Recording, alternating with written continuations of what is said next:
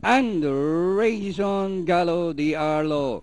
Benissimo is running by the Angel Dugo. Mr. Saber in between runners by the Launlaan. Bahala na and unequal.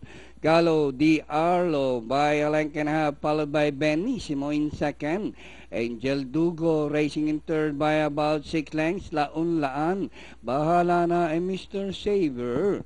Rounding the far turn, Gallo Di Arlo by about 2 lengths, followed by Benissimo in second, and racing third by about 6 lengths, Angel Dugo.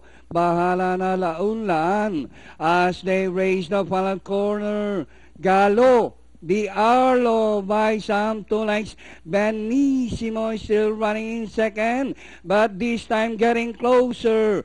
Gallo Di Arlo, Benissimo is on the outside. Gallo Di Arlo, Benissimo, Angel Dugo. Benissimo is now the leader. And finally, Benissimo second. Angel Dugo. Gallo Di Arlo, Launlaan, Mr. Saber, unequaled, and Bahala na comes last.